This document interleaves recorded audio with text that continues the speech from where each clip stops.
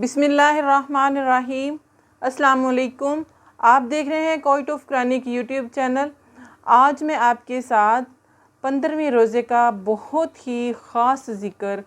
جو ہر طرح کی حاجت منوانے کا ذکر ہے یہ بیان کروں گی۔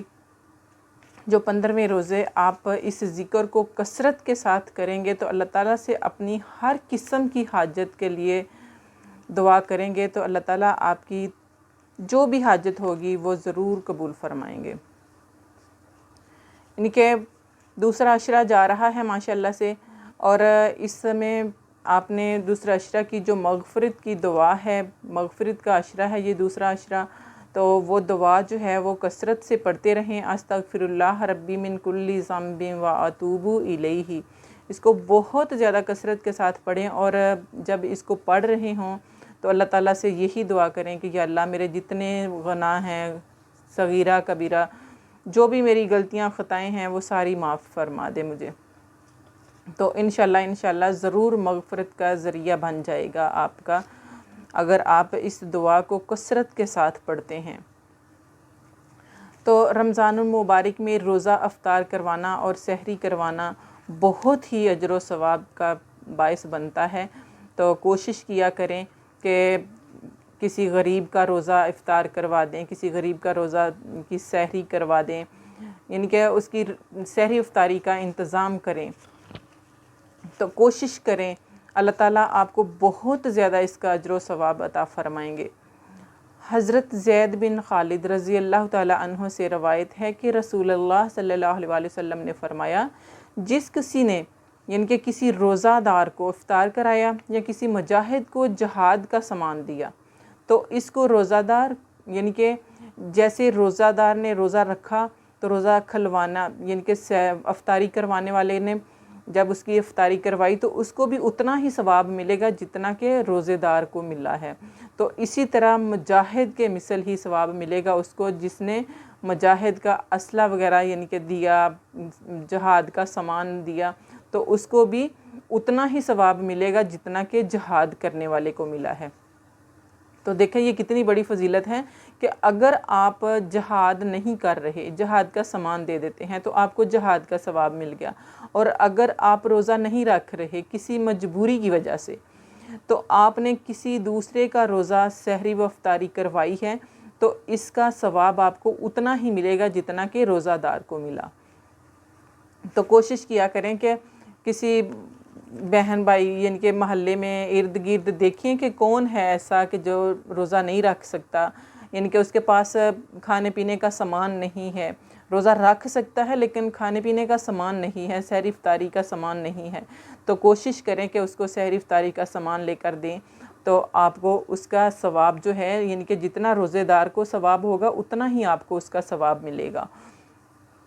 تو رمضان المبارک میں جتنی زیادہ کوشش کریں کہ نیکیاں سمیٹنے کی، جتنا زیادہ آپ کو یعنی کہ زیادہ سے زیادہ اجر و ثواب اس میں حاصل کرنے کی کوشش کریں، کہ ایک نیکی اگر عام دنوں میں، عام مہینوں میں آپ ایک نیکی کرتے ہیں تو اس کا ایک نیکی کا ہی ثواب آپ کو ملے گا، لیکن اگر آپ رمضان کے مہینے میں ایک نیکی کرتے ہیں تو اس کا 70 گنا ثواب آپ کو ملے گا۔ تو کوشش کریں کہ جتنی زیادہ نیک کام آپ کرنے کی کوشش کریں کہ رمضان مبارک کے مہینے میں بہت زیادہ سے زیادہ نیک کام کریں، روزہ سحری و افطاری کروائیں، اپنے ارد گرد دیکھیں کہ کون ایسا ہے میرے ہمسائے میں، میرے رشتہ داروں میں کہ جو روزہ رکھ یعنی کہ اس میں طاقت ہمت ہے روزہ رکھنے کی لیکن اس کے پاس سامان نہیں ہے کہ وہ کیسے سحری و افطاری کرے، تو اس کو آپ سامان مہیا کر دیں تو اس کے ساتھ آپ کو بھی اتنا ہی اجر و ثواب ملتا رہے گا۔ تو مسافر جو ہیں یعنی کہ جو سفر میں ہیں، لوگ سفر کرتے ہیں یا سفر میں ہیں تو وہ روزہ جو ہے وہ کس طرح سے روزہ رکھیں گے؟ قرآن مجید سورہ بقرہ میں جس جگہ رمضان کے روزوں کی فرضیت کا اعلان کیا گیا ہے وہیں مریضوں اور مسافروں کو رمضان میں روزہ نہ رکھنے کی اجازت بھی دی گئی ہے، یعنی کہ جو مریض ہوں یا مسافر ہیں تو ان کو روزہ نہ رکھنے کی اجازت دی ہے، قرآن مجید میں یہ حکم دیا گیا ہے، اور سفر اور بیماری کے بعد اپنے روزے پورے کریں گے، اور وہی یعنی کہ آپ اپنے جتنے روزے چھوڑ دیں ہیں نا، سفر میں ہیں یا بیماری کی حالت میں ہیں، جتنے روزے آپ چھوڑیں گے اتنے روزے آپ بعد میں قضا کریں گے، ان کی یعنی کہ قضا لٹائیں گے۔ تو اور یعنی کہ پورے روزے بعد میں سفر میں اور بیماری میں جب آپ اپنے بعد میں روزے پورے کریں گے تو وہیں یہ بھی بتایا گیا ہے کہ اجازت اور رخصت بندوں کی سہولت اور آسانی کے لیے دی گئی ہے۔ ارشاد ہے ان کے سورہ بقرہ کی یہ آیت ہے، فمن شاہدہ منکم الشہر فلیصموہ ومن کان مریضا او علی سفر فعدۃ من ایام اخر یرید اللہ بکم الیسر ولا یرید بکم العسر۔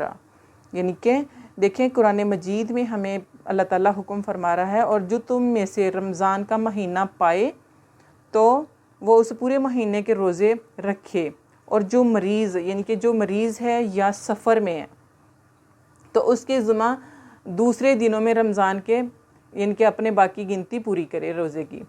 اللہ کو تمہارے لیے سہولت اور آسانی منظور ہے، وہ تمہارے لیے دشواری نہیں چاہتا۔ یعنی کہ ہمارے دین میں اتنی آسانیاں ہیں، اتنا زیادہ اللہ تعالیٰ نے ہمیں آسانیاں دی ہیں کہ دیکھیں اگر آپ بیماری کی حالت میں ہیں یا آپ سفر میں ہیں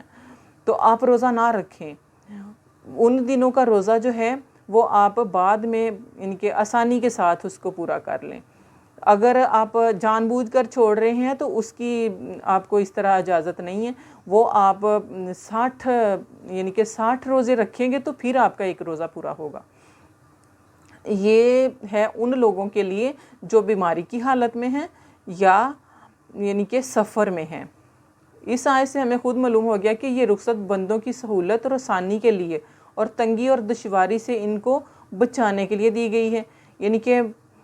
تنگی سے بچانے کے لیے کہ اگر آپ سفر میں ہیں پریشان نہ ہوں کہ روزہ رکھ کے تو آپ پریشان ہو جائیں کہ سفر بہت گرمی کے موسم میں سفر کرنا بھی بڑی مشکل ہوتا ہے، اور اوپر سے روزہ رکھ لیں تو روزہ رکھ کے جب سفر کریں گے تو بہت مشکل ہو جائے گا۔ تو دیکھیں ہمارے لیے آسانی کتنی آسانی پیدا کر دی ہے اللہ تعالیٰ نے، اس لیے کہ اگر کوئی شخص سفر میں ہونے کے باوجود روزے میں اپنے لیے کوئی خاص تکلیف اور دشواری محسوس نہ کرے تو وہ روزہ رکھ سکتا ہے۔ یعنی کہ بعض کے پاس اگر گاڑی اے سی والی گاڑی ہے یا کوئی اچھی سہولت ہے کہ آپ سفر بڑی آسانی کے ساتھ کر سکتے ہیں تو پھر روزہ رکھ سکتے ہیں، اگر آپ کے جسم آپ کا اجازت دیتا ہے، اور چاہے تو رخصت پر عمل کر سکتا ہے۔ یعنی کہ اگر تو جسم اجازت دے رہا ہے، آپ کے پاس سواری اپنی ایسی ہے کہ آپ آسانی کے ساتھ سفر کر سکتے ہیں روزہ رکھ کے، تو آپ روزہ رکھ سکتے ہیں۔ تو رسول اللہ صلی اللہ علیہ وسلم کا طرز عمل چونکہ امت کے لیے اسوہ حسنہ اور نمونہ ہے، اس لیے آپ صلی اللہ علیہ وسلم نے کبھی سفر میں روزے رکھے ہیں اور کبھی قضا کیے ہیں، تاکہ امتی اپنے حالات کے مطابق جس طریقے پر چاہیں عمل کر سکیں گے۔ یعنی کہ آسانیاں ہی آسانیاں دی ہیں اللہ تعالیٰ نے ہمیں، کوئی بہت زیادہ سختیاں نہیں ہیں ہمارے دین میں، اتنی آسانیاں ہیں کہ ہم آسانی کے ساتھ سارے کام اللہ تعالیٰ کے یعنی کہ اپنی عبادات بہت زیادہ آسانی کے ساتھ کر سکتے ہیں۔ اس سلسلے کہ آپ صلی اللہ علیہ وسلم نے فرمایا کہ جو کچھ آپ کو یعنی کہ سفر میں روزہ رکھنے سے اگر دوسرے ضروری کاموں میں کوئی حرج ہوگا یا نقصان ہوگا تو آپ روزہ قضا کرنا بہتر یعنی کہ اپنا روزہ قضا کر لیں۔ اگر آپ کو کوئی دشواری پیش نہیں آ رہی یا کوئی مسئلہ نہیں ہے تو پھر اگر آپ رکھنا چاہتے ہیں تو روزہ رکھ کر بہتر فیل کرتے ہیں تو روزہ رکھ سکتے ہیں۔ یعنی کہ اپنی سہولت کو دیکھیں کہ اگر آپ روزہ رکھ سکتے ہیں تو رکھ لیں سفر میں، اگر نہیں رکھ سکتے تو کوئی اس میں دشواری نہیں ہے، کوئی مشکل نہیں ہے، آپ بعد میں اپنے روزے جو ہیں وہ پورے کر سکتے ہیں۔ یعنی کہ اپنی سفر کے بعد جب آپ فارغ ہو جائیں آپ کے روزے تو آپ بعد میں اپنے روزے پورے کر لیں۔ اسی طرح بیماری کی حالت میں اگر آپ کے روزے چھوٹ رہے ہیں کہ بہت زیادہ آپ بیمار ہیں تو آپ بعد میں ان کی قضا پوری کریں گے۔ کہ ہمارے دین میں بہت ہی زیادہ آسانیاں ہیں، اللہ تعالیٰ نے ہمیں بہت زیادہ آسانیاں دی ہیں کہ دیکھیں اگر آپ بیمار ہیں یا سفر میں ہیں تو آرام سے آپ روزہ چھوڑ سکتے ہیں، بعد میں اس کی قضا لوٹا دیں، کہ قرآن مجید میں سورہ بقرہ میں یہ ارشاد فرمایا جا رہا ہے۔ تو ہمارے لیے تو اللہ تعالیٰ نے اتنا پیارا یہ دین ہے، اتنا یعنی کہ اس میں کوئی سختی نہیں ہے، کوئی مشکل نہیں ہے، بڑا آسان سا ہمارا یہ دین ہے کہ جس میں ہم بڑے آرام سے اللہ تعالیٰ کی ہر قسم کی عبادت جو ہے جو ہمارے اوپر فرض کی گئی ہے ہم بہت آسانی کے ساتھ اپنی وہ پوری کر سکتے ہیں، نبھا سکتے ہیں۔ تو یہ دوسرا عشرہ ماشاءاللہ سے جا رہا ہے، 15واں روزہ ہے، تو 15ویں روزے کا یہ ذکر خاص بہت ہی زیادہ پاور والا یہ ذکر ہے، اور اللہ تعالیٰ سے اپنی ہر قسم کی حاجت منوا سکتے ہیں۔ آپ کی کوئی بھی حاجت ہے، کوئی بھی پریشانی ہے آپ کی، تو آپ اللہ تعالیٰ کے اس خاص ذکر کو جب آپ پڑھ کر اللہ تعالیٰ سے دعا مانگیں گے تو انشاءاللہ اللہ تعالیٰ آپ کی ہر حاجت پوری فرمائیں گے۔ اور جب یہ آپ نے ذکر پڑھنا ہے تو اللہ تعالیٰ سے یہی دعا کرنی ہے کہ یا اللہ میرے دل کو اپنے نور سے منور کر دے، یا اللہ میرے دل کو ان کے اتنا نورانی کر دے کہ میرے دل میں کوئی کسی قسم کی دنیاوی کوئی بھی خواہش، کوئی بھی کسی قسم کی ان کے گناہ والا کوئی بھی عمل جو ہے وہ میرے دل میں نہ رہے۔ تو اللہ تعالیٰ سے رو کر اپنے مقاصد کے لیے، اپنی ہر حاجت کے لیے اللہ تعالیٰ سے دعا کرنا، تو انشاءاللہ اللہ تعالیٰ آپ کی ہر حاجت ضرور قبول فرمائیں گے۔ اور اللہ تعالیٰ سے مغفرت کا یہ عشرہ ہے ماشاءاللہ سے جا رہا، اور اللہ تعالیٰ سے اپنی مغفرت کی دعا جو ہے بہت ہی زیادہ کرنی ہے، بہت ہی زیادہ کرنی ہے۔ اور یہ دوسرے عشرے کی دعا جو ہے استغفر اللہ ربی من کل ذنب و اتوب الیہ، اس کو کثرت سے پڑھتے رہیں، سحری افطاری بناتے ہوئے، وضو با وضو، جب بھی آپ کو ٹائم ملے، ٹائم کیا ملے، پورا دن کثرت کے ساتھ اس کو پڑھتے رہیں۔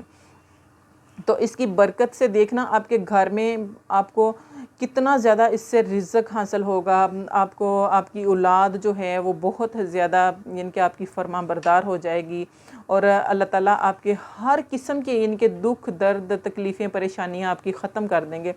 اس کے پڑھنے سے، یعنی کہ استغفر اللہ ربی من کل ذنب و اتوب الیہ پڑھنے سے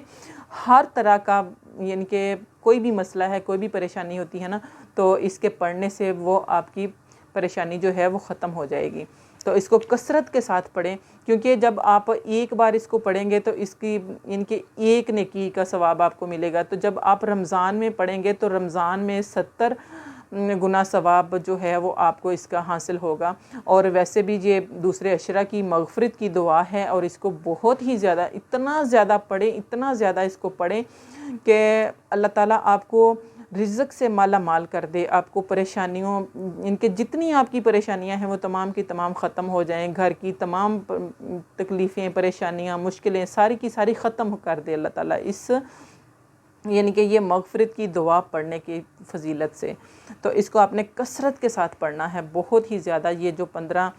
رمضان کا یعنی کہ 15واں روزہ ہے، اور یہ 5 دن بس رہ گئے ہیں مغفرت کا یعنی کہ عشرہ جو ہے دوسرا عشرہ ختم ہونے میں، تو اس میں آپ نے بہت ہی زیادہ کثرت کے ساتھ اس دعا کو بہت زیادہ کثرت کے ساتھ پڑھتے رہنا ہے، اور اللہ تعالیٰ سے بہت ہی زیادہ اس کی فضیلتیں حاصل کرنی ہیں۔ اور اس یعنی کہ یہ جو دعا ہے جو کوئی بھی پڑھتا ہے نا تو اس کو اتنا زیادہ اس کا اجر و ثواب حاصل ہوتا ہے کہ اللہ تعالیٰ مال سے، اولاد سے، رزق سے، پریشانیوں سے یعنی کہ اتنی زیادہ نعمتیں عطا فرماتا ہے نا اس دعا کے پڑھنے سے کہ ہر طرح کی پریشانیاں ختم ہو جاتی ہیں اس گھر سے۔ اللہ تعالیٰ اولاد سے نوازتا ہے اس انسان کو جو یہ پڑھتا ہے، نیک صالحہ اولاد سے نوازتا ہے اللہ تعالیٰ اس انسان کو، اور مال اللہ تعالیٰ ان کے آپ کے وہم و گمان میں بھی نہیں ہوتا کہ اللہ تعالیٰ کہاں سے آپ کو اتنا زیادہ رزق عطا فرما دیتا ہے اس دعا کے پڑھنے سے۔ تو اس دعا کو بہت ہی زیادہ پڑھنا ہے، بہت ہی زیادہ پڑھنا ہے، کثرت کے ساتھ چلتے پھرتے بس وضو با وضو پڑھتے رہیں اس کو۔ اور آپ اسی رمضان میں انشاءاللہ آپ دیکھنا اپنے گھر کے حالات کو کہ کس طرح سے بدلے ہیں۔ تو یا اللہ کو آپ نے کثرت کے ساتھ پڑھنا ہے، یعنی کہ جتنا زیادہ پڑھا جائے، یا اللہ یعنی کہ اس کو بہت ہی زیادہ کثرت کے ساتھ 15ویں روزے کا یہ خاص ذکر ہے، اس کو پڑھنا ہے، اور پڑھ کر اللہ تعالیٰ سے اپنی